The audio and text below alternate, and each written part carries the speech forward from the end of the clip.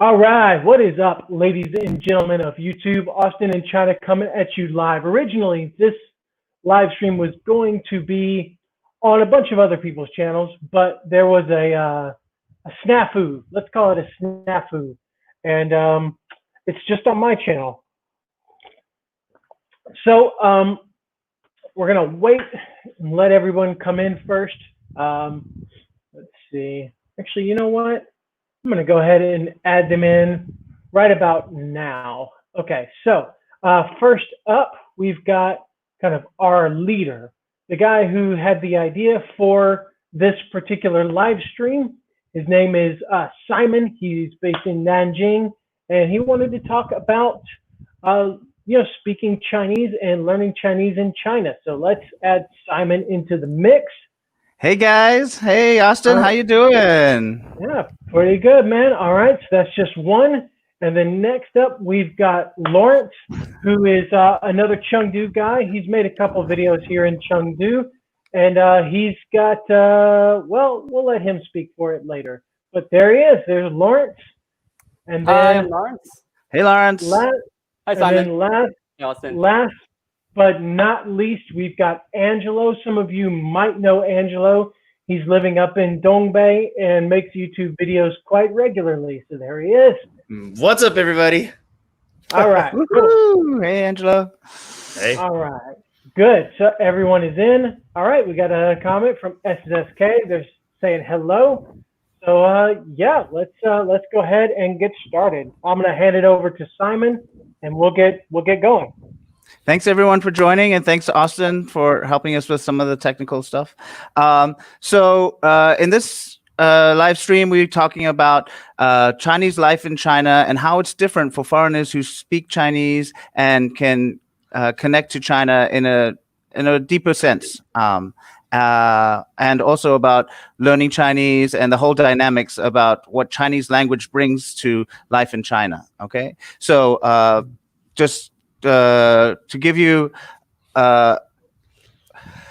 idea of some of the topics we're going to cover, we're going to talk about learning Chinese. Is it difficult? Is it easy? How does it help you? And what are some downsides of speaking Chinese? And then also some cool stories that you've had speaking Chinese or being in situations where you're speaking Chinese, but other people might not know you're speaking Chinese. And then perhaps at the end, we do a few things on some cool Chinese phrases that we've learned that also let us know a deeper understanding of the Chinese culture. Okay. So first, I also want to introduce myself. I'm a Chinese YouTuber based in Nanjing, and I have been in China since on and off since 2001, and I studied at Nanjing University full-time for 2 years, got a little background there, and I also studied a little bit of Chinese at BU and at Leeds University. But we can get into it about it. I also enjoy China. I met my wife here. I have 2 kids, bought a little house, the whole, picket fence thing. Oh, man. Angelo, you should have worn that Enjoy China shirt. I really love Coca-Cola. Oh, you've got the Coke, yeah. Oh, yeah. What happened? Yeah, sorry, I clicked the wrong button. Simon, okay. 2001. Wow. Yeah, I'm an oldie. Yeah, I remember when China entered the WTO. That's how crazy it is. Anyway, but you get different stories and different experiences. So, but that's what this is all about. Sharing and having our experiences. Let's introduce each other. Angelo, do you want to go next? Introduce yourself and your channel. Yes, sure. Hey guys, my name is Angelo. My Chinese nickname is Da'an. I live in, well, first I'm from the US, the state of Tennessee. I moved to China in 2014. I live in the northeastern part of China. It's called Dongbei in Chinese. I'm like right next to North Korea, specifically the province of Liaoning. And yes, I've been in China for 6 years and I speak Chinese. Whoop, whoop. Okay. How about Lawrence? Why don't you go next? Sure. Hi, guys. I'm Lawrence. I'm from America, and I've been living here in Chengdu, China for the last 5 years. I've been studying Chinese actively for about 3.5 years now, and I absolutely love it, and I love Chengdu. Yeah, you gotta love Chengdu, man. Chengdu is the best. It really is. Great food, really chill great place. people. Yeah. It's amazing. I love Chengdu. It is nice. Yeah. And then Okay. finally, Austin, you're neighbors with Lawrence, right? Aren't you in Chongqing? No, I'm actually in Chengdu as well. Although I've Oh. never actually met Lawrence. I've seen Lawrence in various group chats for years now. But That's so yeah, China. the only thing I knew about Lawrence for a long time was Lawrence is not a dickhead, which was like it was like one of his WeChat group aliases. That was the only thing that I knew for a while. But anyway, so I moved to China in 2011, and I was originally in Lanzhou in Gansu province, and then I moved to Tianjin, and then I came to Chengdu. And I teach at Sichuan University. I'm one of China's goodest English teachers.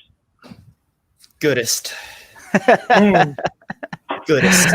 Awesome. Okay, so let's get into our first topic about also a little bit of background on Chinese and how you learn Chinese. And I talked about how I actually, when I first started, I was an English teacher for the first 3 years, and I was taking tutoring classes. But then at a certain point, I found that I was forgetting lots of words because I didn't know how to write them. And also, I was just getting frustrated. Chinese is hard. Chinese is really hard. So then I started studying at Nanjing University full time, and then teaching English in the evenings to pay for the tuition, which was rough because Chinese really takes a lot of time and focus. And then I went to Leeds University for a master's degree with a part of that was a Chinese and business, which was kind of fun. And then came back and worked in a translation company that also improved my Chinese level. But after that, then I had a job where I was really just using English all the time. And so my Chinese level may not have been as good as when I was working in the translation company. How about other people? I want to address a comment because I think this is a great place to start. So we have a comment from someone named Green Eyes in China, and so I'll put it right here. Okay, 我觉得最好就说普通话吧. Okay, so it says, I think it's best to say Mandarin because the rest of the comment says, because really, like, what is Chinese? China has, hundreds of types of languages, hundreds of, dialects. So I think that's a really important point to bring up, that like Chinese doesn't exist. Like it's a family of languages rather than a language. Yeah. Which was also said by this person. Yeah. Dialect. There's like a whole debate about what's a dialect versus what's a language. So like this the person who just commented says, actually, it's not languages, it's dialects, which it's really interesting. So you take a language like, or a dialect, depending how you look at it, like Cantonese. I'm trying to learn some Cantonese now. It is mutually indistinguishable from Mandarin. So it has a different writing system. Is it a language? Is it a dialect? It's a good question. And a lot of linguists have this debate. But yeah, there's a lot of different dialects and maybe languages, depending how you look at it. Yeah, and it's really cool. It's really cool and really frustrating as a foreigner dealing with dialects, because you think you got your Chinese down, you think you got it, and then you travel somewhere and then you don't understand a goddamn word people are saying. Like Sichuanhua, right? Yeah. Yeah. So Yeah. anyway, sorry to derail the topic. It was about how we But also learn. that the good thing that the Chinese people who live in China, you should also be clear, they will know the Putonghua, the Guoyu, the main language that they study in school and study in university, and then they will know their dialects. It's only sometimes you meet some old people who haven't gone to high school and college that will have only the local dialect and then very basic writing.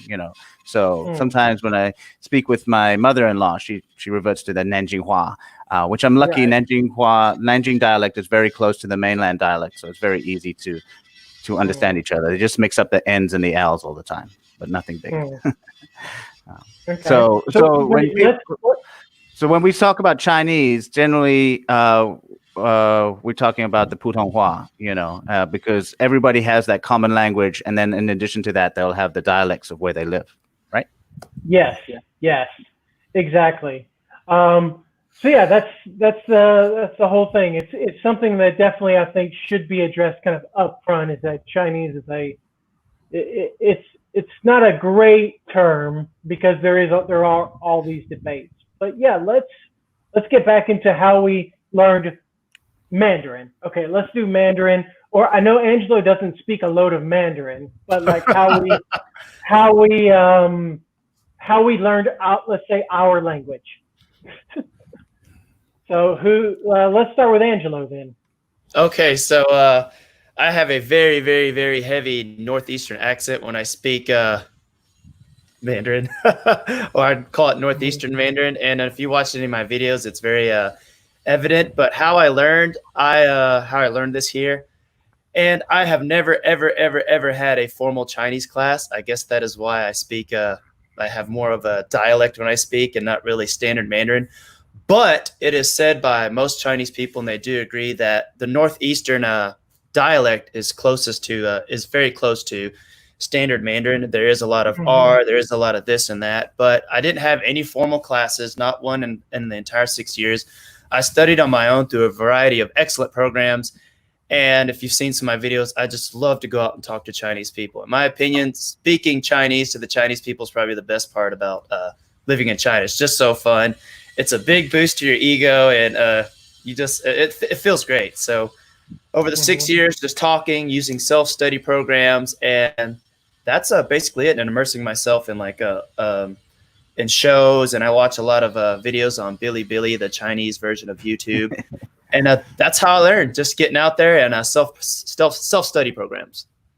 All right, well, let's throw it over to Lawrence. Okay, so I've been here for about 5 years now, and my first year here, I wasn't planning on learning the language at all. I figured I would just come for 1 year, enjoy it, and then go back to America, right?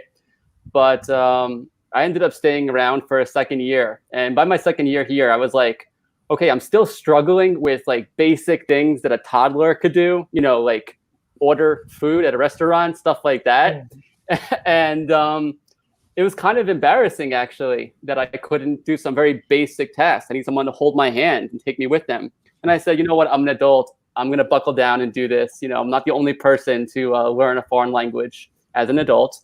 And so I have been basically self-taught. I do have a private teacher, and she talks to me on WeChat, and we just do WeChat video calls. And I love it. It's fantastic. In addition to that, just like he was saying, I watch a lot of Bilibili. I listen to Chinese music. I read Chinese books. I try to immerse my whole entire ecosystem here in Chinese. Chinese friends, Chinese media, Chinese everything. So I just immerse myself into it. All right. And I guess it kind of goes to me now. So I originally came to China as a student. I had an opportunity to study abroad at a university in Gansu, and I was their first ever foreign exchange student, and I was the only foreign exchange student. So like they created the entire like learn Chinese department for me. So I was in like one-on-one classes for like 6 months, and I learned probably the equivalent of 2 or 3 years of Chinese back home in like 6 months.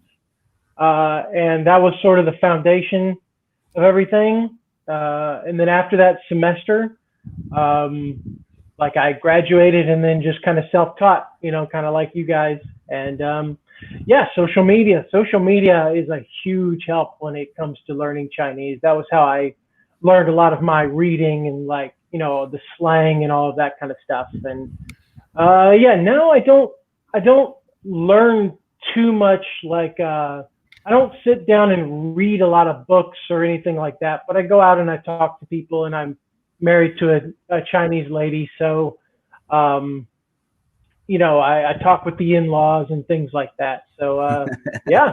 That's pretty impressive. The in-laws is where you got to a certain level, because they also have accents, and it's also like confusing, right, Angelo? You also have these issues. Yeah, it takes a while to get used to understanding when older people speak. That's one of the challenges. When you understand old people, your Chinese is good. Yeah, I have very few problems understanding most of my in-laws, but my mother-in-law, I don't understand 80% of what she says. Oh gosh. She's got a very weird cadence, and she speaks very quickly, and she's from deep Sichuan. It's not your normal Sichuanese accent. It's kind of crazy. That's the same as my father-in-law is exactly the same. He doesn't have a standard like Sichuan accent. He has like the really, really, deep one. And so what people will do is they will translate it into Mandarin for me. So it'll go from like Sichuanhua to Mandarin, and then I'll be like, okay, and I'll speak back in Mandarin, and they'll translate. He'll understand. They won't need to translate back into Sichuanhua, because they can still understand Mandarin. Yeah, that's it. Yeah, that sounds familiar. Yeah. Well, one of the things I think sometimes when people come, they ask me like, how long does it take to learn Chinese, and what's the different levels of Chinese? And I feel like there's like 3 kind of levels. There's like basic conversation, I call taxi bar level Chinese, and as you said, like if you order stuff in a restaurant, you order a taxi, tell them which way. Oh, you're going the wrong way. Take a left, take a right. Because sometimes you need to do that. And competent Chinese is the other one, where you can like do basic things, have a conversation about something other than food. And then the Dashan level of Chinese, where you could go on a TV show and perform like Shangshen, the 2-person comedy routines and things like that, where they just talking in puns and talking very quickly and messing with each other. Yeah. What do you think? I think there's a difference between fluency versus mastery. These 2 words, just like language and dialect, kind of get thrown around a lot. People say, how long does it take to be fluent? Well, when you were a 3-year-old in your native language, you were by definition fluent, right? I was a fluent 3-year-old, baby, a toddler in America for English, right?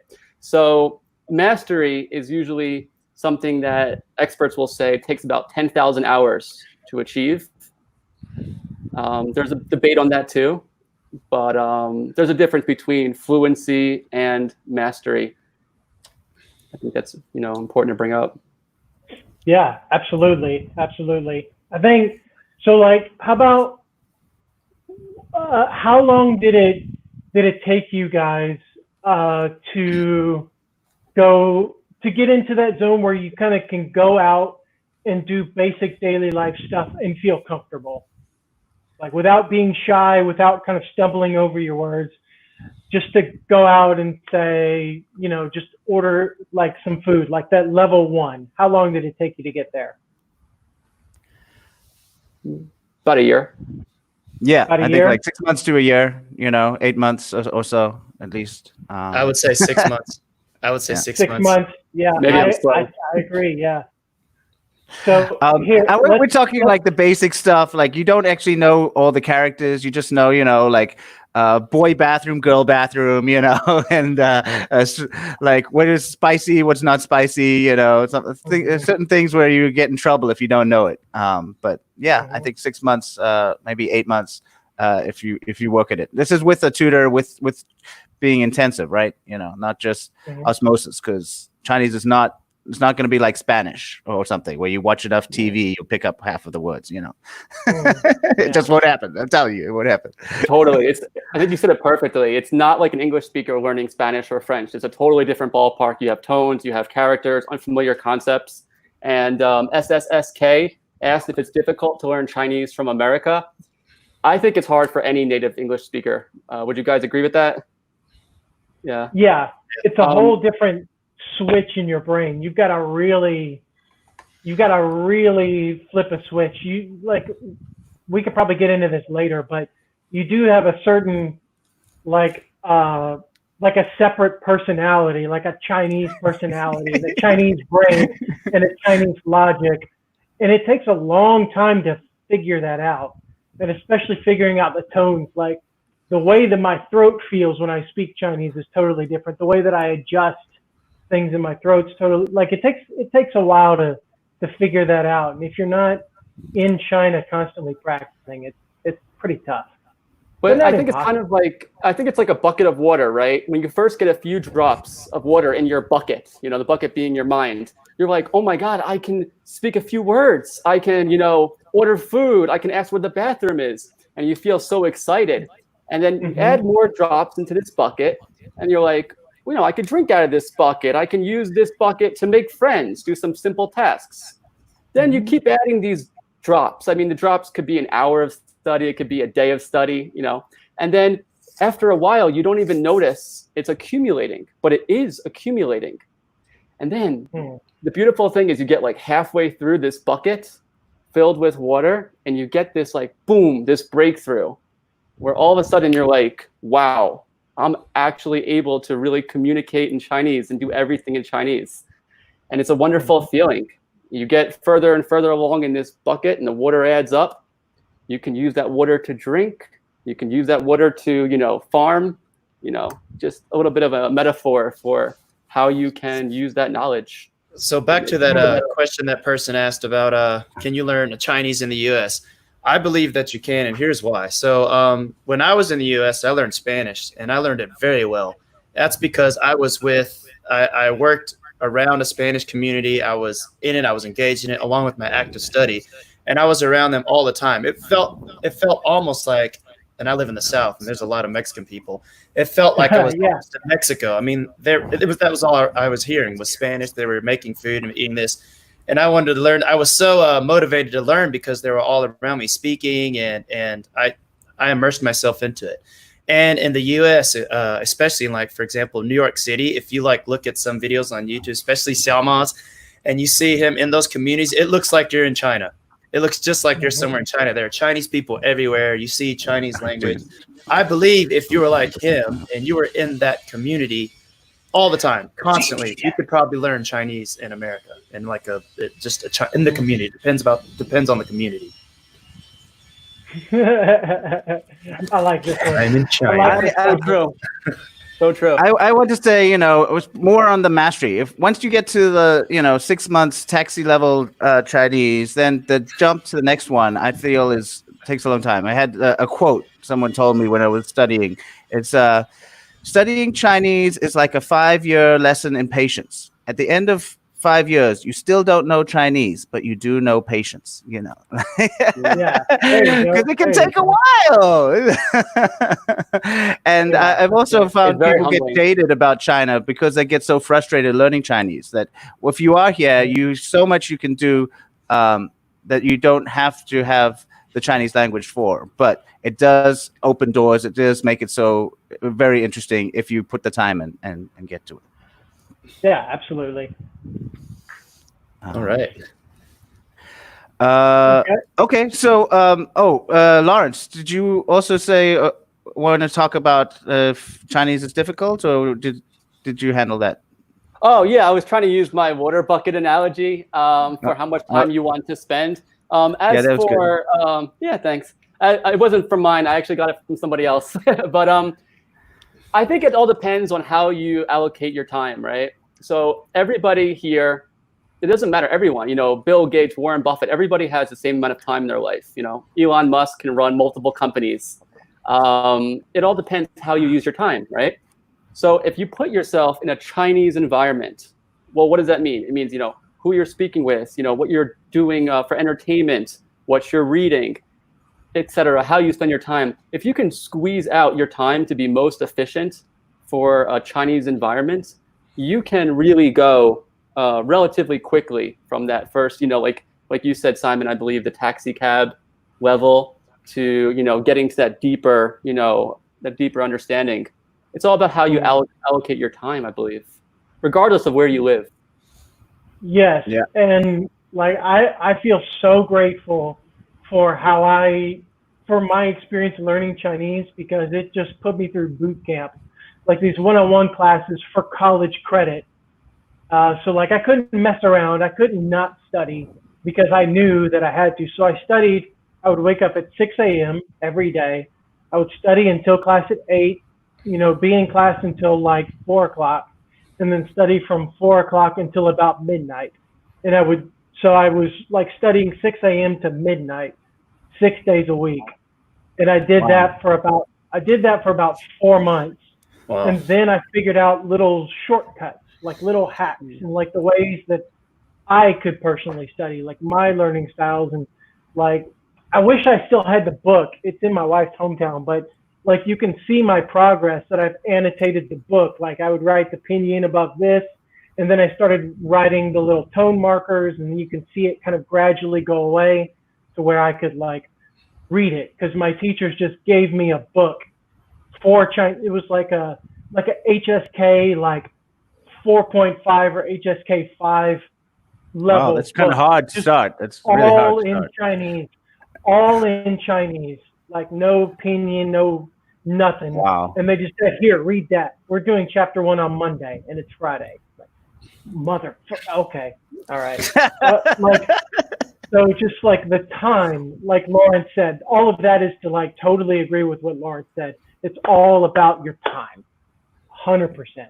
Yeah, I just want to add on what Austin was saying. I totally agree with him. And I actually had this problem when I first started learning Chinese. And I was like, okay, where do I go? Do I learn the first, few hundred characters? Do I learn pinyin first? Like, how do I start? What do I do? Where's the blueprint, right? And I couldn't figure it out. I went on Reddit. I went on, different, websites, different forums. I couldn't find the answer. There was no like one book that would tell me, okay, Lawrence, this is what you need to do. Do this, this, then this, and this type of method. So actually, just recently, I wrote a book, Mastering Mandarin, which basically gives what I wish I had when I was first learning Chinese.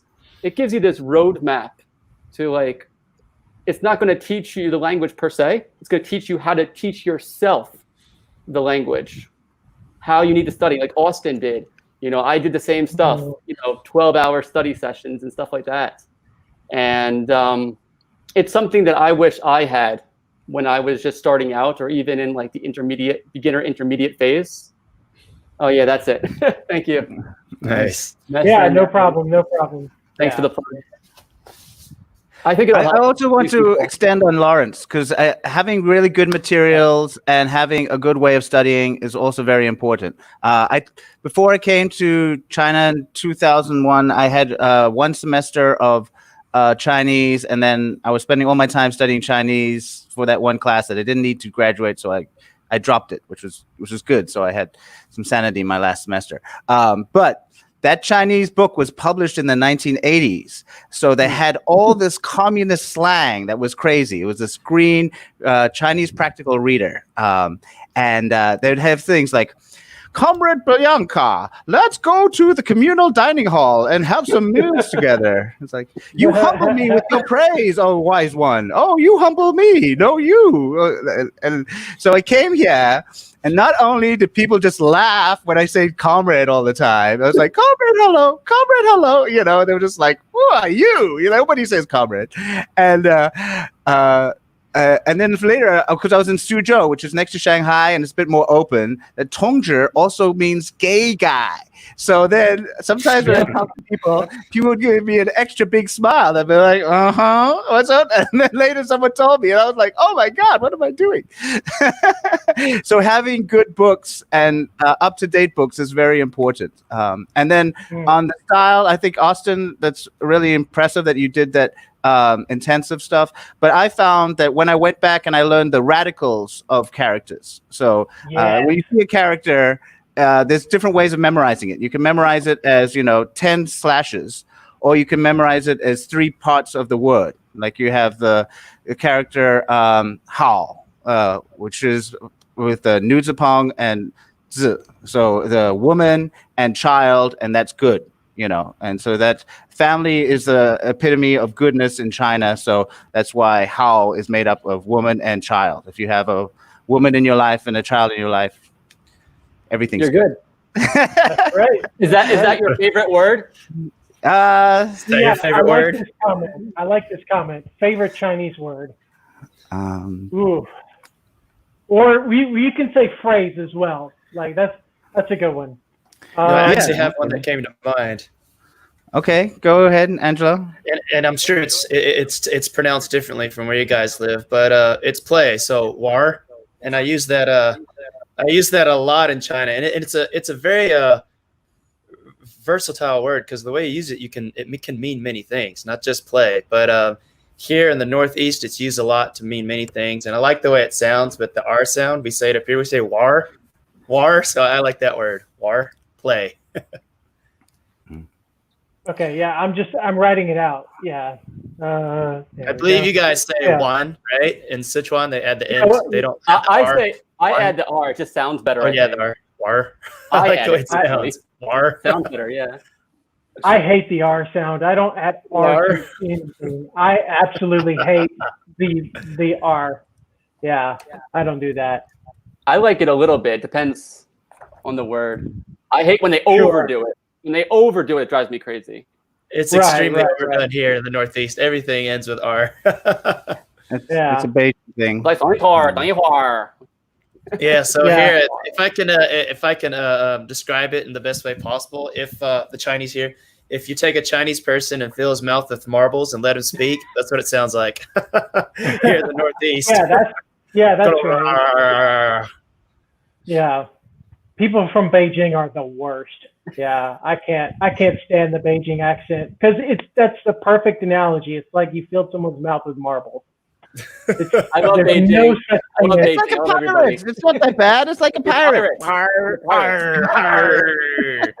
Let's go war, war. No, not in. All right, what's your favorite word?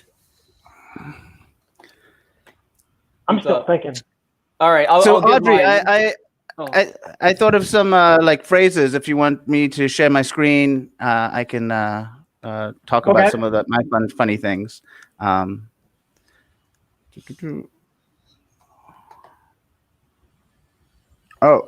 not sharing that one. Yeah, you're gonna have to leave the window. You're gonna have to just make that document full screen. You're gonna have to zoom in on it.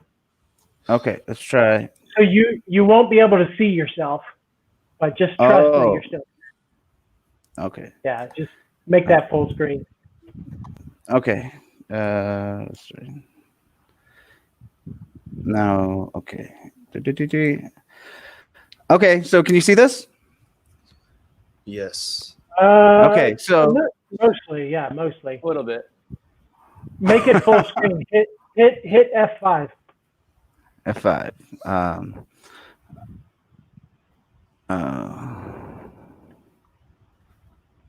See.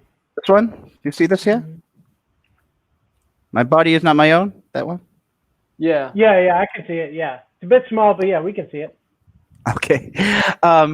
Anyway, 身不由己. So, 身体不由自己. So this one means when you work for like an on-call job, or you're not sure if you'll be called in for a class or doing something else, then you can say this one. It means like, I'm not in control of my time.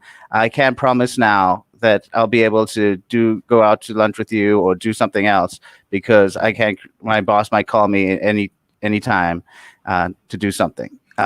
So this one is quite common because a lot of people, even if they're not like medical people, they're on call and they have this type of situation where, you know, if the boss calls and you have to jump, you have to jump. That's just it.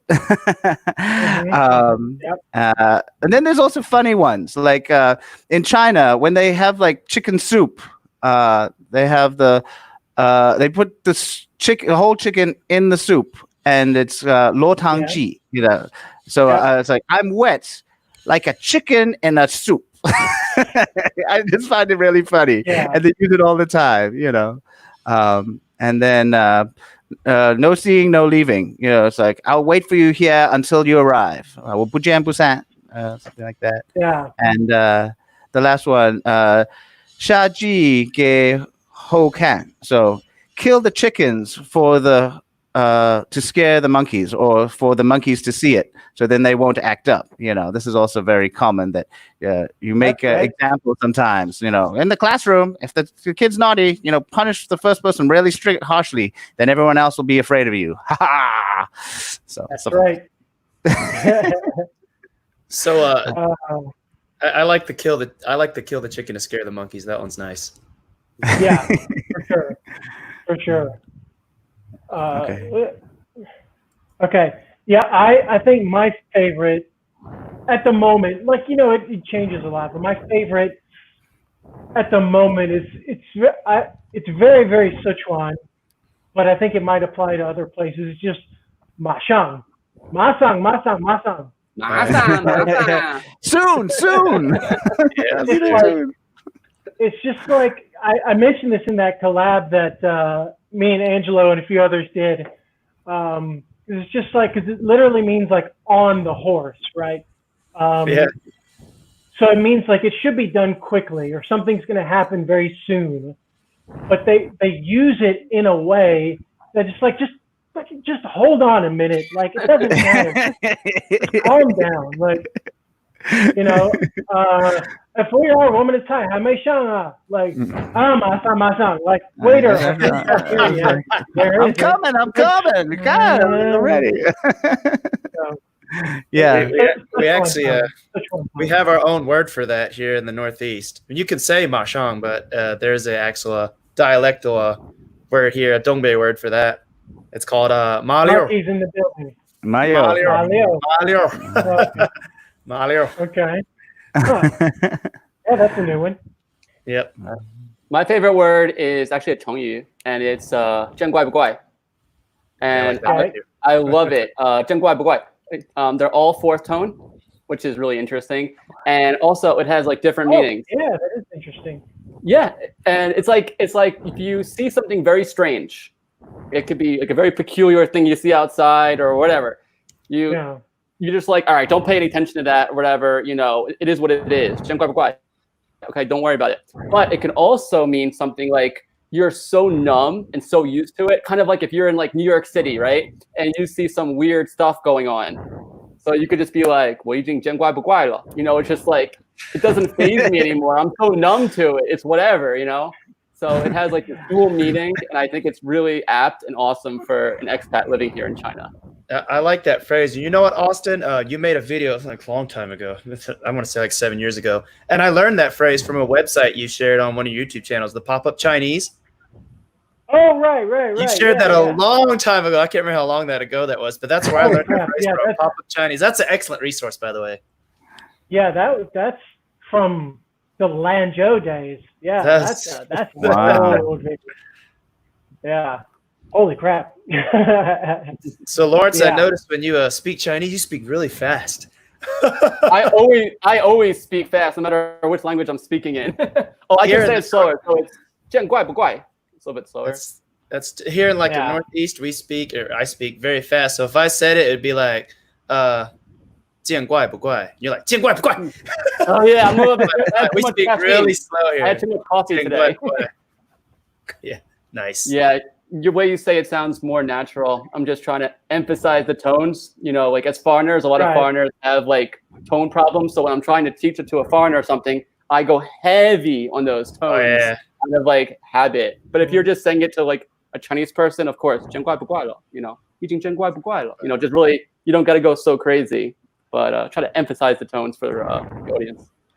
Yeah. Also on tones, like Chinese people are forgiving. If you don't like completely get all the tones, they understand the context and other stuff. You can get along really well. And there's quite a few places where people have bad tones. Nanjing, some of the older people and other people don't have great tones, but people just gets along. Like, oh, I understand, or oh, what's up, So when you're learning it, yes, it's important to learn the tones, but being 100% is not completely necessary just to be competent and to get things done and for people to understand you, things like that. Mm-hmm. So I think it's about time. We've kind of fallen down a rabbit hole. We can, okay. Let's get back to it. So, who wants to start first with this one? So I can say something very quickly. Okay. So some jobs, I mean, you can come over and do a lot of different jobs without knowing any Chinese, but specifically if you take the HSK exam, which is the Chinese proficiency exam, and you put that on your resume, it proves that language won't be a barrier. So it will kind of help you when you're working in jobs like tourism, if you're working in jobs like even like translating or interpreting, or if you're doing game design or web design and you have to work with Chinese coworkers, taking the HSK, that proficiency exam will really help you. And as a vlogger, I've gone on various like tourism campaigns, and they've asked me to speak with local people while they film it, and it becomes part of their campaign. And so that's helped me with like making videos, and I guess it's professional because they paid me for it, and been on TV and things like that. So it can definitely help you professionally. So yeah. So my experience on this, I am an English teacher here in China, and you're probably thinking, I did see a comment. Oh, Lawrence, did you want to say something? You're up on the screen. No, it's all you. I'm listening. It's all Lawrence now. Okay. I was like, oh, is it Lawrence now? I thought it was Lawrence talking because my internet's not so good. Sound alike. I can't see the mouths moving so well. Maybe I should switch to my really southern Tennessee accent. All right, it's my turn. You ready? It's not Lawrence's turn. Okay. Oh, yeehaw. Yeehaw. Okay, so what I was saying, I'm an English teacher in China, and I saw a comment just earlier about some guy said, I think it was the SSK or something. I can't learn Chinese because I speak English every day, and I'm an English teacher. Well, I am an English teacher in China, and because I can speak Chinese well, so professionally, back to professional. So I have a good relationship with my boss, who is the owner of the schools here, and is obviously Chinese. She's female. And I have a good relationship with her, and I believe it is because I speak Chinese. Her English is amazing, but when you get to a certain level of Chinese where it's just very good, the Chinese people will speak to you in Chinese. They will.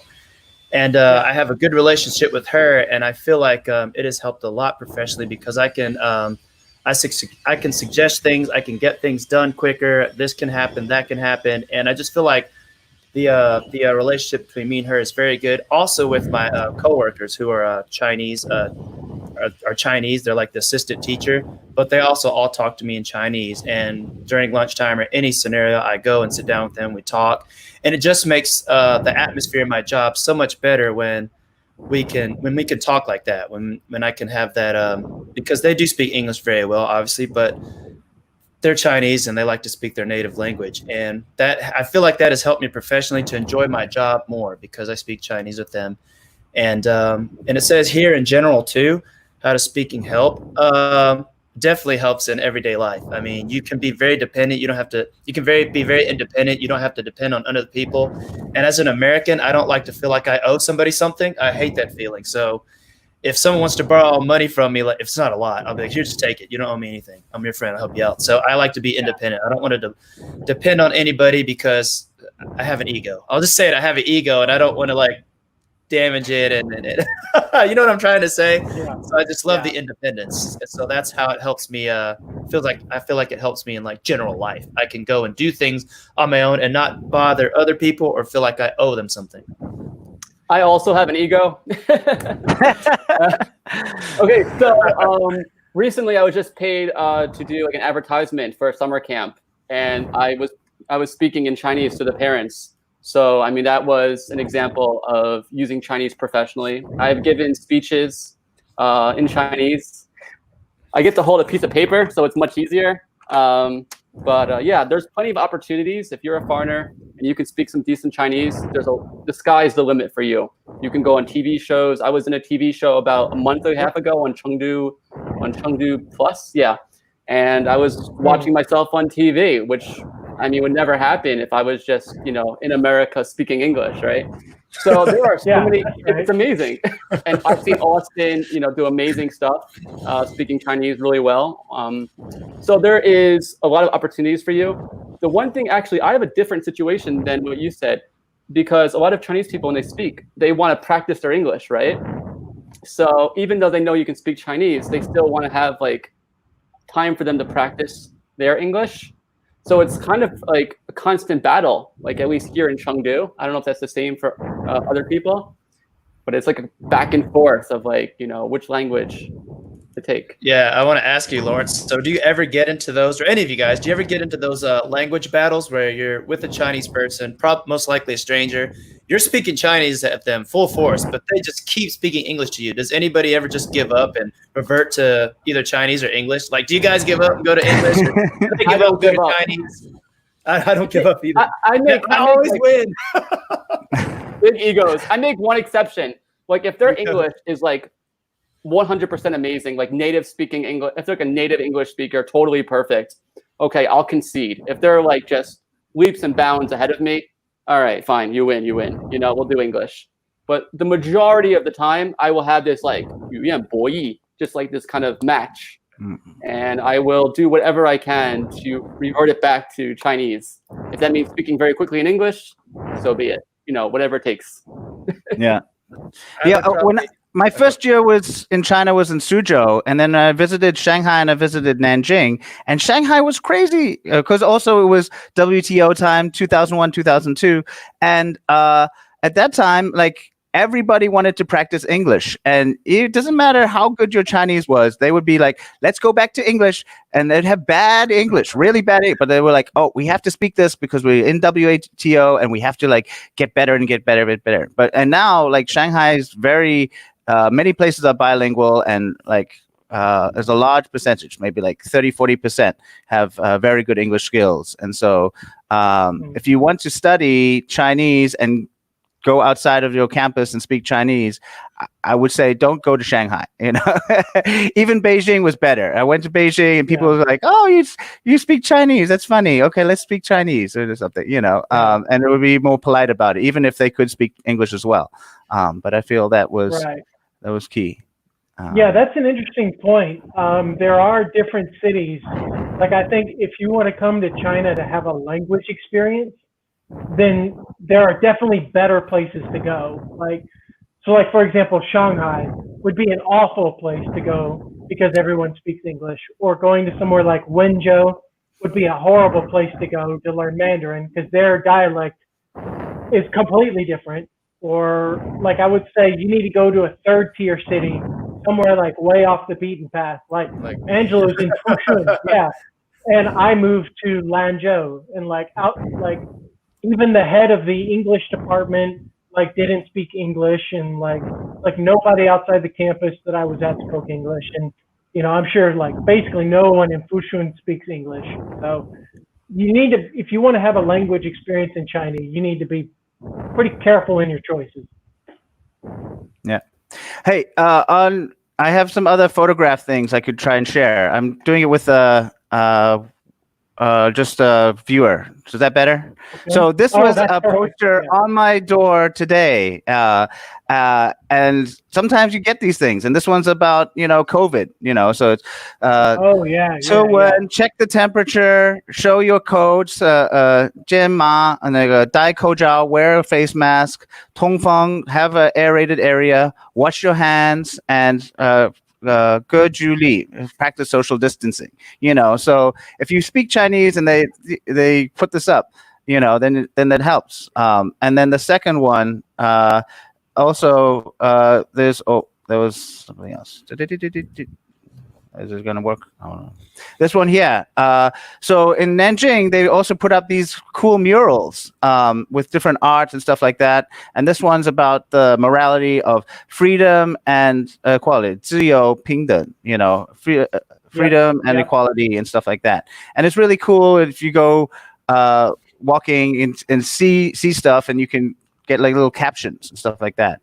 There's also a modern art museum near my house, and it's really, it enhances your life because you get to experience some of what things mean, and you can also use WeChat and Google Translate to take a picture and translate it, so you don't have to have great Chinese, but it does help if it's just like a one-off thing and you see something, oh, what does that say? And you're like, oh, that's what it means. Thoughts? Yes. Ari Toli, yo, Nanjing in the house. How you doing? Yeah. But Nanjing's a really big university town. It's sort of like a Boston of China. Got tons of universities. Sure. So why that's important is in universities, they all speak standard Mandarin. So it's really easy to understand what's going on. And lots of people have very highly educated, very standard Chinese Mandarin speaking. So it's easy to live in that way.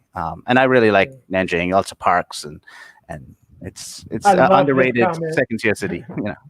I was walking into a convenience store last year in Shanghai, and the elderly Chinese lady behind the counter said, "What are you looking for, honey?" Perfect English. Yeah, that's good. Whoa, I don't like this layout. Okay. Oh, there we go. Okay. All right. Okay, so that English thing. Have you ever faked like you're from some other country and you can't speak English, so you can just speak Chinese? Oh yeah. I did Spanish. Yeah, I've done Spanish. Yeah. Well, I've done that too, and one time it backfired on me because I said I was from Italy, and the dude whipped out some perfect Italian. I was like, oh, God. Yeah. Wow. Like, oh, God. And I was just I gotta go. I had something similar. I had this Chinese Canadian friend who grew up in Canada and learned Yue spoken wise, but didn't know any Mandarin. And came over, but whenever we went to the restaurant, would sit down and the waiter would give him the menu, and he'd be like, "Oh no, actually, give it back to Simon. Simon, you read it and you order something." And then the waiter would be like, "What the heck is this? A foreigner who speaks Chinese? Oh my God!" And the Chinese person or an Asian guy who doesn't speak Chinese. Oh my God, what's going on? So that same thing happened to me at a restaurant with my friend who speaks Cantonese. They kept giving her the menu, and that she couldn't communicate with him, and so I kept doing it, and the waiter couldn't understand. It was cannot process. Yeah. I don't. This doesn't exactly fit, but I just think it's a funny story. I was at the airport. I can't remember exactly where, but I was at an airport. It was somewhere in China, and I went into the smoking room, and it was my first time ever going into a smoking room. It was 2011, and I go in, a bunch of Chinese people, and I go up to the guy, and you can't bring a lighter into the airport, so I didn't know how to light my smoke. And I go up to the guy and said, "Well, 可以用你的打火机吗? Can I use your lighter?" And he goes, "Oh, 我可以用你的打火机吗? Your 打火机?" And he goes, "Dude, I don't speak Chinese." I'm like, "Oh!" And I was like, what do you mean? He's like, "I'm from San Francisco." I'm like, "Okay, all right." But he was a totally Chinese-looking dude. He's like, "My parents are both Chinese. I get it." So I'm like, all right, I guess I'm speaking English at the airport from now on. But so you guys you guys keep talking about Cantonese and stuff. In my experience, when I went to Hong Kong, me and my girlfriend is also from the Northeast China. When we went to Hong Kong, we used Mandarin just fine. I kid you not. We were speaking Mandarin and had no problems communicating in Hong Kong. Of course, they had an accent, and my girlfriend's like, you speak better than them, but we could still use Mandarin in Hong Kong, and it was a blast. So we didn't have to use Cantonese. Yeah, I did have a problem with Mandarin in Hong Kong. Oh, really? Actually, when I was using, because I remember just in one or two places, they were like those back alley like restaurants run by like super old dudes, and like I went in there to order. Like I remember one specifically where the chef got mad at me because he couldn't understand what I was saying, and I wanted to order curry dumplings. So like gali jiaozi. So like that's perfect Mandarin, gali jiaozi. And he's like, I was like, sorry, dude. And like I just like left. Like, fair point, Austin. Yeah. I was in 7-Elevens, the hotel, and big tourist districts. So yeah, that's where I was reading my Mandarin at. Yeah, so maybe let's go to the downsides. Are there any downsides from speaking Mandarin, or being bilingual, that people lean on you too much or have other issues? Lawrence, what do you think? Do you find some issues that come up because people know you speak Chinese, or have some issues like that? I don't know if there are too many real quick, Simon, I think a lot of people can hear you breathing into your mic, so yeah, just put it away for a second. Yeah. Make sure. Some downsides of being bilingual. I don't think there are really too many downsides. Sometimes when I'm trying to speak in English, I will forget some of the words. Like the Chinese word will come to me first when I'm speaking with, right? It happens to you too, right? So mafan. Mafan. It's pretty mafan. So that would be, I guess, the downside. Another downside would be the amount of time it takes to really, get to a certain level that you want to get at. I wouldn't say it's a downside of being bilingual per se. It's just kind of like the eternal struggle of trying to get to mastery. And it's a long struggle. It's a big, time. It's a big time. I can't think of the word in English, but you get what I'm saying. So yeah, forgetting words in English and the opportunity cost. How much time that you spent doing this? You could go do an engineering degree and stuff like that. Because you can learn Spanish, French, and German in the amount of time it takes just to learn, Mandarin. So I agree with that because I did. Oh wow. No, so just French and Spanish, but still, like I agree that Chinese is on a different level, and it does take a lot longer than the Romance languages. Yeah. So a downside of being bilingual, I think, is you can hear when other people are talking about you. Like, you know exactly what they think, because a lot of people, they just say, oh, it's a white guy, he didn't speak Chinese. So they're gonna look you up and down, and then they're gonna size you up, and they're gonna talk about every aspect of your appearance and what they think you're like as a person. And I remember the first time this happened to me where I could understand it. I was on a bus in Lanzhou, and I remember these girls get on and they sit just behind me, and then they start talking. Like, oh, look at that foreigner. And it's like, yeah, I see him. God, how ugly is that guy? Like, he's so fat. Like, how? And I remember hearing this phrase, like, Tadzima Namapanga. Like, how can he be that fat? And I'm like, oh, geez, man. And then they just went through all these different things. They were talking about my beard and my hair and the type of jacket that I was wearing and this and that. And my Chinese was good enough to understand it, but it wasn't good enough to really turn around and talk to him about it. And I just kind of was just like, But you have to pick your battles, right? If you're going to be on a long bus trip, you don't want to set yourself up for having an argument or being thing. I had a similar thing for a long train ride, and this was the old style trains that were you'd face it three on one side, three on the other. You're facing with a table in the middle, and with my friend Pete going on a thing, and these two girls. Fortunately, it was like neutral, They're like, oh, look at these guys. Oh, I like his hair. It's so brown. It's like, but what about the big nose? He's got a big nose. What about they? Yeah, but I think this guy's cute. It's he's got a beard. Is he Russian? I think he's Russian because he's got a beard. They look at really simple things, and they're like, oh, it must be this stereotype or that stereotype. Yeah. But usually it's innocent. They really don't think you speak any Chinese. And once you do speak a little bit of Chinese, it's like, yeah, cute, huh? And then they're like, and then run away to the bathroom or something, and then come back slowly, and then have a fun trip later. It's fun to do that kind of stuff. So a downside for me, and this is going back to what Austin said, being able to understand everything around you. So this is my experience. So I have a girlfriend, and I go out with her friends a lot. We all know each other, and I got some Chinese friends, and it's kind of like I'm accepted. They know who I am. But as soon as I go outside of that circle of friends or away from my girlfriend and everything, I hear all this, why go in? And they always remind me, because I understand, always reminds me how I'm a foreigner. I can't completely fit in here. I'm different, this and that. And I don't want to hear that. I wish sometimes I could be accepted as normal, but that's not going to happen. Like last year when I went to Spain, and of course I can understand I speak Spanish, but I'm not from there. And it felt great to fit in. I don't know how to explain this. It felt great to feel normal. It felt great. But here, because I understand everything, I'm constantly reminded of how I'm not normal here. And sometimes I don't like that feeling, especially if I wake up, and we're human. If I wake up on the wrong side of the bed, I hate hearing that. Yeah. I hate hearing that. Why? Why? Yeah. Totally. Yeah.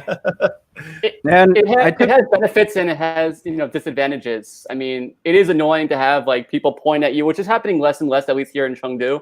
When I first got here, and I'm sure when you guys are all like OGs and stuff, you've been here for longer than I have. People would just point at you, take pictures, and it was strange, right? You're like monkeys for them. But I think right.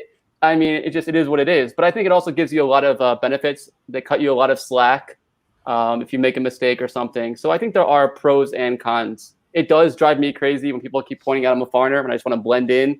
But it does. Being a foreigner does allow us to have some wonderful opportunities. So you take the good with the bad. That's kind of how I see it. Yeah.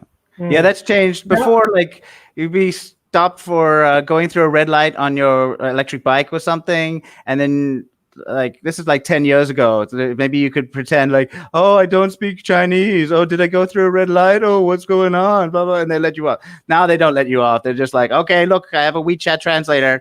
Look, you need to pay 20 kwai for going through the red light. This is how you do it. Do it now or do it at the station. You're like, okay, Can't use that excuse anymore. Another downside for me, and it's not really negative, but is when my colleagues or my foreign friends ask me if we go out to a restaurant or anywhere, and they point at something Chinese that's really, really specific to Chinese culture, something like, what does that mean?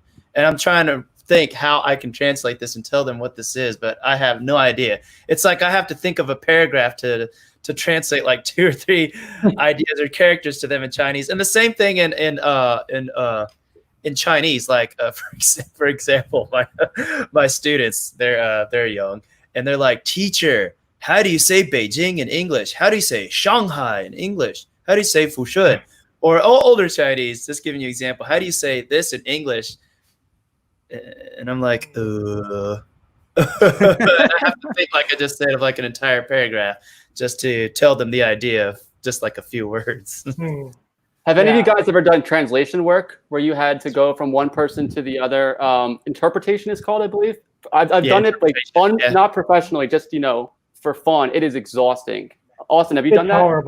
It's horrible. Yeah, it's really fun for about 25 minutes. Right, and then you just.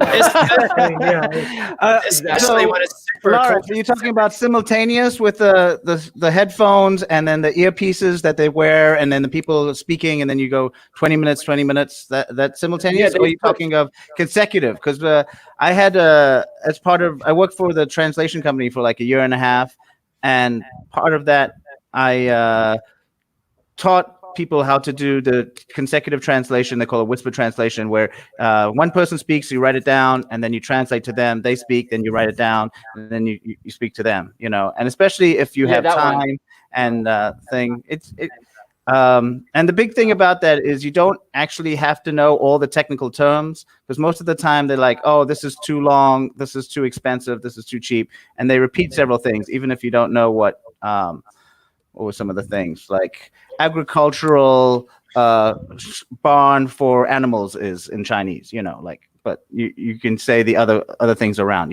house, animal house, something like that, Well, how do you interpret things that are really specific to Chinese culture? How do you interpret that to someone an English speaker? It's more like explaining a concept. Like you just like you can't like there just are no direct translations for something, so you have to just explain the idea behind it. You have to describe the idea. Like if you're talking about a chengyu, you can't just directly translate a lot of chengyu. You have to explain the story. Like if I want to talk about, like, I don't know, hu jia hu wei, like I have to like explain the entire story of the tiger and the fox, and then like doing this, and then like it's like using your powerful connections, and like it's just describing the idea.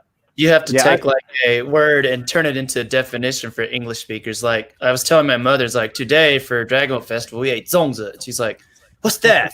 And I was like, well, it's a type of traditional Chinese thing wrapped in a reed leaf, and sometimes has this and that. She's like, why don't you just tell me what it is? I was like, Mom, I am telling you what it is. There's no direct translation, Like, she's like, just wants one word. It's like actually a little It's especially difficult for like words that like for food or other things that don't exist in the US, certain types of crispy tofu. And they're like, well, what's that? Crispy tofu, or it's like niangao, or like Chuan. Marshmallow rice or something, and you just have to like try to adjust different ways, but it's different, and like in China, for instance, like green vegetables and spinach, there's like 8 or 9 different types of spinach here, it's really nice, but it's hard to translate it exactly to the thing. It's a type of spinach. Just it's good. Totally. Eat it, I have some translation from some translator friends, and they said the most difficult stuff to translate, you can let me know, Simon, if this is true or not, is jokes and idioms. Yeah. You can't take a long time to like translate it. You'll be there all day long. So you kind of just like, he said a joke, please laugh. Yeah, like that's right. That's what you do. Like, it's a funny story about a rabbit running into a tree, and then the guy waiting underneath the tree for other rabbits to run into the tree and die. Something like that. Please laugh. laugh.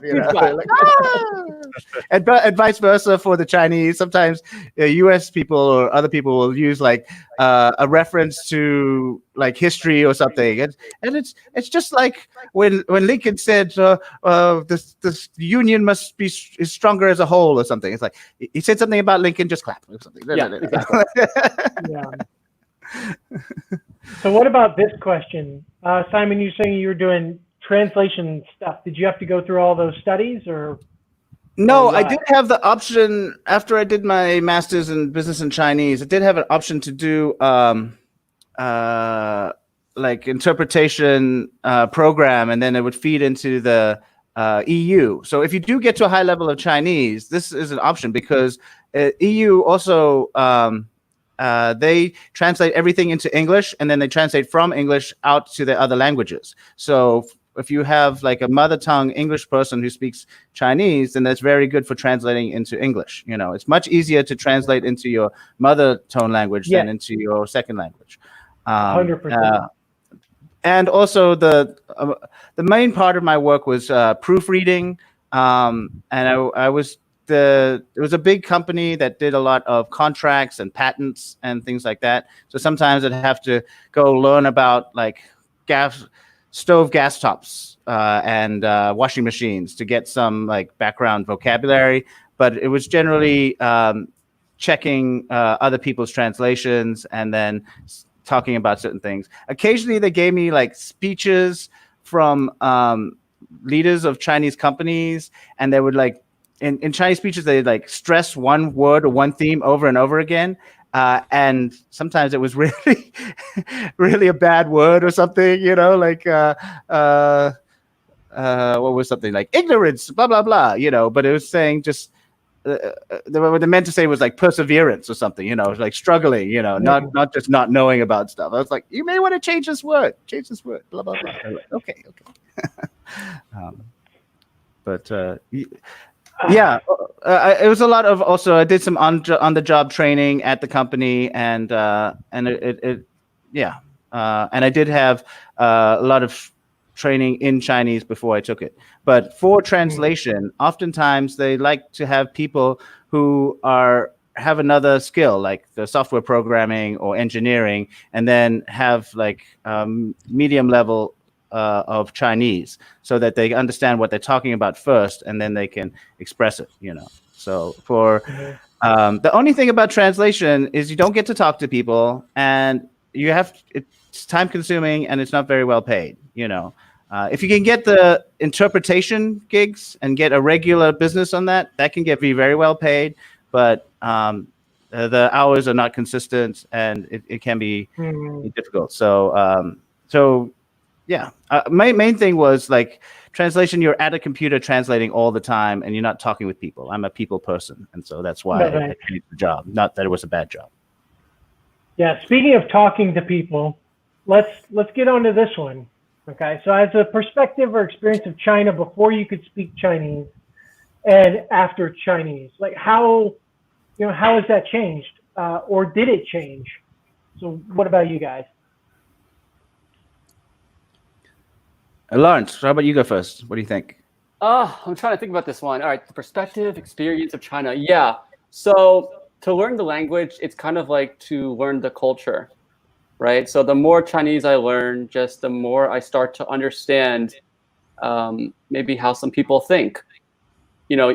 Just when you understand the language, you can really appreciate the culture more. So when I first came here, I really knew nothing about what was going on. And as I'm learning the language, I'm just understanding so much more, because so much of the idioms, the Chengyu and the idioms, Chengyu is just like a four character idiom. A lot of it goes back to Chinese history. So the more I learn, just the more aware of the culture I am, and it changes my perspective for the language and the culture all at once. It's all intertwined for me, at least. Okay, so for me, this perspective, this experience, before I came to China, I had all the stereotypes in my mind. I mean, it's typical American stereotypes about China, I guess. So this was 6 years ago, and I had I'm 35, and I'm still thinking like this. So people running through trees. They're really good at that. They all could do martial arts, all that crazy stuff. That's the only thing I knew about China, because before coming here, I didn't really pursue China on the news or actively look for it on YouTube. It only came after I had the desire to learn Chinese. So after I got here, I found out that, and after learning Chinese to a good level, I found out that the people are from Earth, just like us, and they have the even though the culture is different, they still have the same common goals and desires as we do, to provide for their family, to seek pleasure and not pain, to just live a good normal life. And of course, you can find out more things deeper as you learn the language, as Lawrence said. But I had all those stereotypes in my mind before I came here. But after I came here, all those things were just totally wiped away. And I just see that Chinese people are like everyone else, normal humans that want to live a good life. Mm-hmm. Yeah, I think like learning to speak and be comfortable with Chinese, it really humanizes China. I think that's probably what I would say. It humanizes your experience. Great way to put it. And also it makes things just so much easier. You become independent, for one thing. You can go out and take care of yourself, and you can connect with local people, like share little jokes, and I remember, like we all have our routine, right? We go to the same, maybe like little corner restaurant just outside your neighborhood.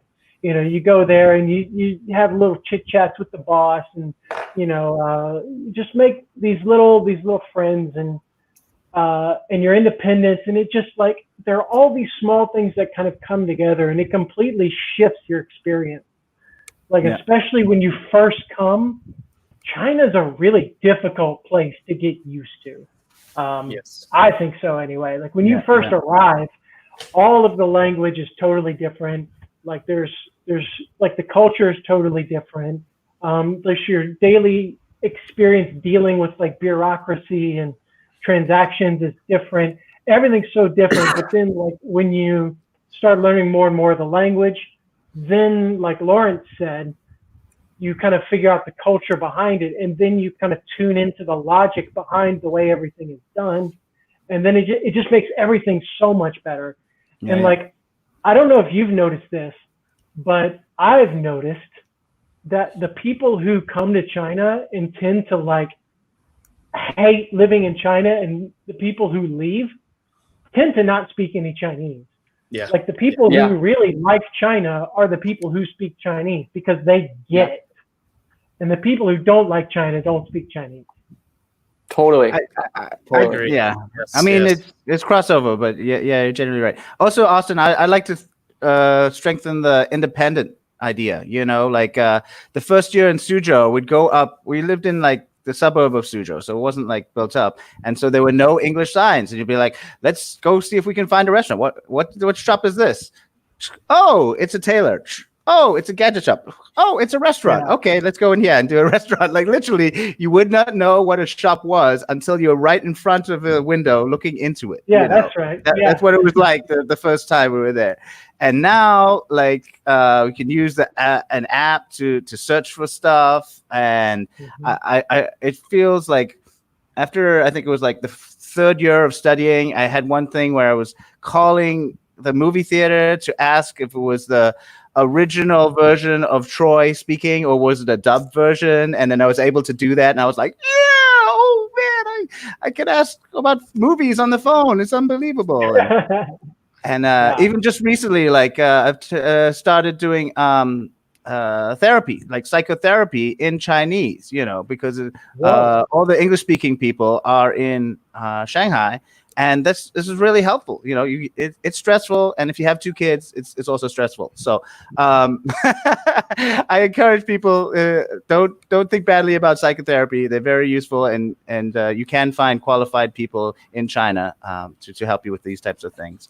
You know, so it's nice. Oh, and one other thing, like I was able to start kind of clubs. You know, one of the things was the Ultimate Frisbee Club for Nanjing. You know, and then I played a lot in college. Yeah, Ultimate Frisbee. I played a few days ago. It's the best. Local people love Frisbee. They just don't know it yet. Exactly. You know, but also like Ultimate Frisbee has a bit of a culture to it called Spirit of the Game, where you see your opponents not as someone to beat, but someone to play with and push each other to reach to a higher heights, and they have like these no referee rules and stuff, and it's really communal and co-ed and fun, you know. And because I was able to speak Chinese, I could teach people how to play, and that really helped and made me also feel like I accomplished, like, oh, I'm giving back. Oh, there's one other thing.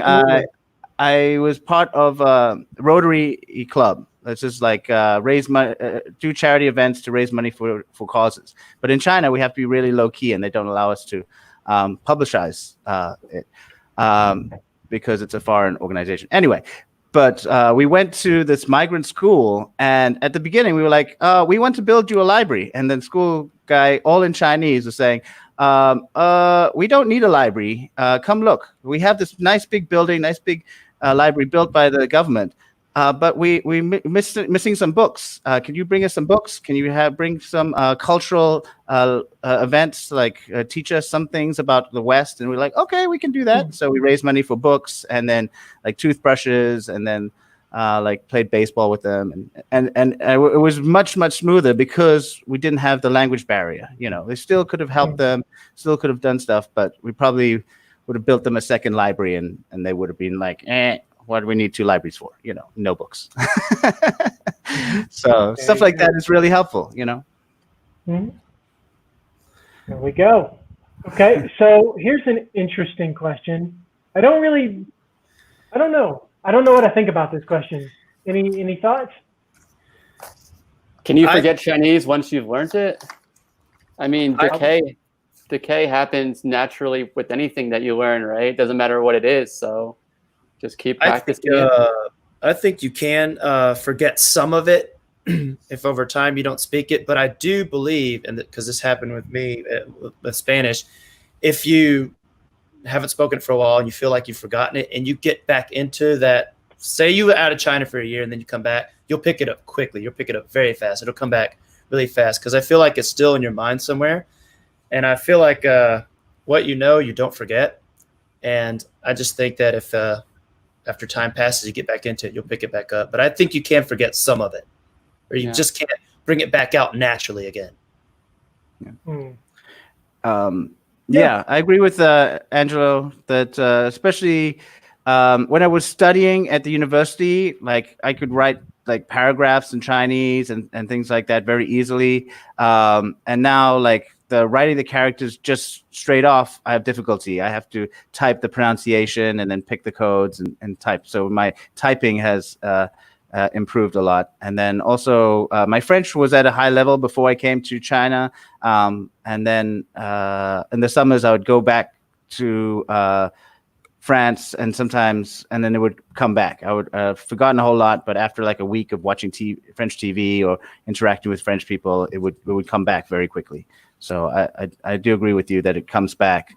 But there's certain parts like just writing the characters. Oh my God, that's going to be hard whenever you learn it. You agree? I don't know. Yeah. I find characters one of the hardest part of Chinese. Do you guys actually like? Well, apparently Simon does. But do you guys actually like write Chinese like by hand ever?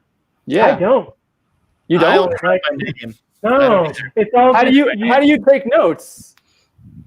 Dude, I got technology. Yeah. Pinyin got- Rufan. Like that's Yeah, it. Like, Pinyin no, I Rufan. never write Chinese. Really? Never. No. No. I mean, I spend more time useful. typing it.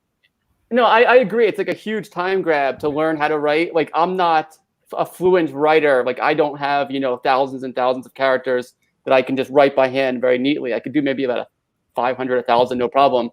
But yeah, I think it's still important though to know how to write. Maybe not every single character, but I mean, I use it. I make notes all the time.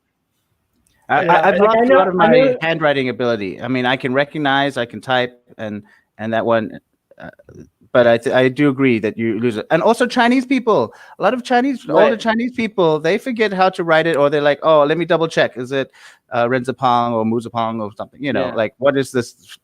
Because part of the letter is the meaning, and another part is sometimes the pronunciation, and then there's, it just depends on what the character's meaning and stuff like that. So For me, it's my wife doesn't.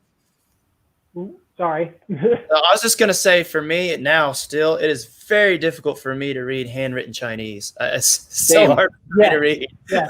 So difficult. So difficult to read handwritten. Yeah. Here's my wife's handwriting. Yeah. Is the first one Feng? I could, yeah, that looks like Feng. Is that You Feng? The got second most of it, one, yeah. Wenzhou, Yeah. Feng So Wenzhou, 那个 Duke maybe is that one? so it says Feng Wen Mian Yi Ke. It's a It's a you were mian. really close, Lauren. It's a mian. You were really close. Yeah, Feng Wen Mian Yi Ke. Like, because I'm gonna have to go to the doctor in a week or so. So we were writing down phone numbers. So this is a medical one. So if you didn't get it, that's fine. It has to do with handwritten is so difficult. I mean, it could be a very simple character, and if it's written like handwritten style, Yeah, let me see if I have any more on my wife. For my Chinese colleagues, they still find it difficult to read English cursive writing. They can't read it. English cursive Well, writing. yeah. Totally. See if I have any more. Well, don't worry, it's okay. We don't have to have a test today. I was going to test you guys. We're going to test you guys. So wait, hold on one second. Hold on. I saw a comment I have to address. Is it possible to pass HSK4 without knowing characters? No. There's no pinyin. It's 100% characters.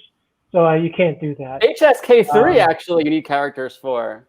So yeah. And at least basic characters, you know, at least be able to read and recognize them. Yeah. Yeah. Yeah, you have to- HSK1 and 2, you don't need them, I think. Yeah. So yeah, and yeah, it's just recognized basically. Yeah, you don't have to know how to handwrite because the HSK is now all on computers. Yeah. So you just type the pinyin and then they'll all come up. So yeah. Yeah, reading is very important. The writing aspect is much more difficult, but by HSK4, you should be able to read, you know, thousands of characters, you know. But it doesn't mean you have to produce it by memory exactly how to write each character, but you need to know how to recognize it and how to read it. Yeah. And for the HSK, like also the cutoff points are usually like 4 and 6 and like 9 and stuff. So if you can get up to HSK 6. Functure. Functure. That's right. Okay, sorry. I thought it sounded weird, but I didn't want to admit it. I thought it Fengwen sounded weird. So yeah, thank you for that. Yeah. What is it's hard for me to read the written. Yeah. So like Nai means like your immune system. Functure, I think it's. Well, I mean, we can I looked at rheumatism. Rheumatism. Oh, that's right. Rheumatism. Because I have gout, which is a type of arthritis, and it falls under that particular category. So under autoimmune and rheumatoid stuff and all that. So that's why we were. This is a good example of how Chinese also makes you humble, you know. And totally. Because there's lots of these technical, like if it's a medical term, there's maybe have characters from the normal speech, but it's used in a different context, and the meaning will be different, you know. And learning Chinese has really made me humble and made me feel like I can learn anything, but at the same time realize that how big Chinese is and how much Chengyu and history is part of the language. And just take it one step at a time and don't boast to anybody that you're fluent or anything like that, even if you have a high level. Right, exactly. Totally agree. Because the second that you say you're really good at Chinese, someone's going to bust out something that you don't understand. Because and this has happened to every single one of you. This has happened to every single one of you. Whenever you were first learning Chinese and you were saying something, or maybe even you were intermediate, the Chinese person you were talking to says like, "Oh, wow, your Chinese is so good." And in the very next sentence they say, you don't have a clue what they said. Right? Yeah, so because I was very good at saying I'm fine, thank you, and you. Well, 很好, Nina, you know, or something. Yeah. It's very humbling for sure. It's like it's so humbling. I think you said it perfectly. And I wish you the best of luck, Ayer Toluki. I don't know how to say that name, but I'm sure you did fine. You know. I'm sure you did fine. Yeah, you'll be all right. HSK is rough, but I'm sure you'll be great. So and you can take it more than once. There's no limit, you know. Yeah. You can keep taking it several times. It's fine, you know. So we're getting close to the 1.5 hour mark. So let's do this. We're gonna. I think it'd be good to take a few questions. If people have any questions, just about Chinese, Mandarin, dialects, learning, resources. If you have any questions at all, like put them in the comment section, and we'll talk about them. We'll start with Snarky.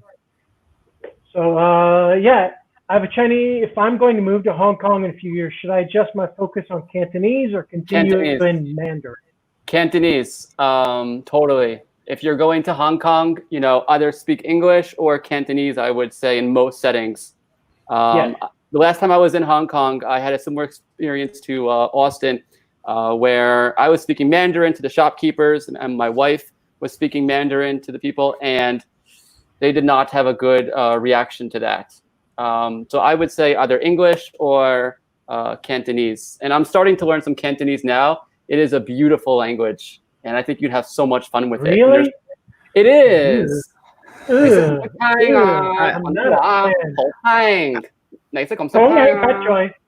Okay, that choice. Like, But Lawrence, I think it also Yeah. depends on what the job is. You know, if you're just like hanging out with the local people, I think Snarky like walks around and eats the food and chats people up, then yes, the Cantonese, because they prefer Cantonese and English to Mandarin, which they learn in school. But if it's for business, like international trade, and Then they have Mandarin's stuff where they'll be okay. also interacting with Taiwan and Singapore and Malaysia, you know, they're also much more on Mandarin now. You know, Yeah. Singapore and Taiwan, they're still much more on Mandarin, and that's the Guoyu, the international Chinese business language. Totally. That I would talk about. And because it's a banking center, a lot of people are there for banking and trade and stuff like that. So it just depends. Average rate Next for a question. Mandarin tutor. Where in China? I've never had a Mandarin tutor. I don't know. Maybe 100, 150 RMB, of course, like 100, 150 RMB per hour. Sounds about right. No, I don't think so. I'm not gonna- No, why? I mean, it also depends if the qualifications of the person and are they with a big brand, and then you're studying abroad and inside. But if you are here, I think, you know, a graduate student who's studying at a university wants a part-time job on the side. I think, you know, like 50 to like 80 kwai or something like that, you know. 50 to 80 kwai, that's going to be rough. If you can find it, 50 kwai is rough. Yeah, it's hard to find. You can never find that in Chengdu. You can never find that in Chengdu. I think 100 is a very fair price. If you get like a bunch of lessons, you get kind of like a bulk discount. I think 100 is pretty decent. 50 is hard. So nobody's going to do that. Yeah. I had a Chinese person teaching me Japanese to get ready for my trip to Japan, and I paid her 1,000 renminbi a month. How many classes? Just a month. It was 4 classes a week. Wow. So every other day. That's worth it. I thought that was great. That's really nice. That's It's very cheap up here. It was very nice, and she was very professional and everything, so it was a good experience. Just 1,000 a month. Wow, for 16 classes. Next question. Yeah. Besides learning conversational Mandarin, did you guys focus on vocabulary from a certain field? Yes. Yes. Explain. So I focused on vocabulary from my passions and my hobbies, things that I really, really, really like. For example, tech, traveling, video games, and I also love to watch. I love watching things about mansions and big, nice houses and stuff on YouTube and stuff. So all of those things that I really liked, that I follow, I learn vocabulary and ways to say things about those things because I'm motivated to learn them. I'm very interested in them, and I will learn them because I won't find them boring. So I'm not talking about a professional sense like being a doctor or something. Just certain field passions, hobbies. That's what I've learned a lot of Mandarin from. Yes, I'll just quickly agree with that. Yeah, it's just stuff I'm interested in. Like, for example, I'm going to buy a new camera next week. And it's a Sony camera, and I'm buying it at a shop in China, so there's no English interface on the camera. So I've got to learn all of the camera terms in Chinese. So, like, that's just one example. Yeah. I do something similar. When I go to an environment, like I went to a dentist yesterday. So before I went, I just quickly searched some specialized words, like how to say your gums are, recessing or something like that. And I just search it real quick. So when I would go there, I would know what to listen for. We don't hear these words every day. That's a great technique, Lawrence. When I was in Suzhou the first year, I would also have the tutor go through certain dialogues, and also we walk around and be like, "What's that? That's light post. What's this? God office, or something like this," so that you will learn stuff that's you're actually interacting with, and go down like in a restaurant. Say, I learned to spicy chili peppers or something, or is this sweet or is this savory, something like that, and then you'll be able to be meaningful. You know what I mean? Are we all breaking really bad? Yeah. Are we all breaking really bad, or? Yeah. In the stream. All right. I think we're gonna end the stream, right? Sorry. It was great. Great to talk to you guys. It's been really good. Yeah, it's been fun, guys. I think the stream is ending. I can't tell as I can't hear anybody. Okay. So yeah. Yep. We lost him. Oh well. So yeah, I think we should probably end the stream here. Oh, he's back. Okay. But yeah, it's an hour and a half, so I think that's about the time.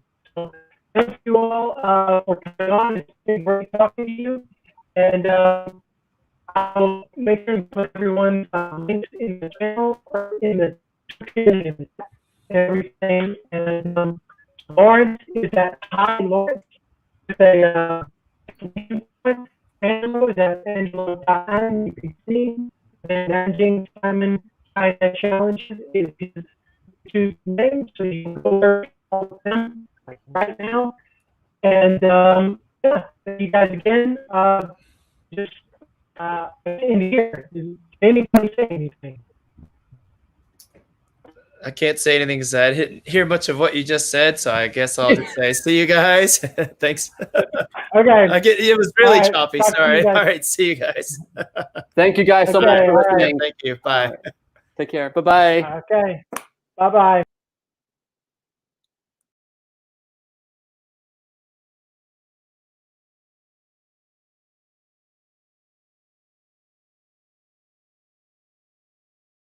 Let me just- Okay.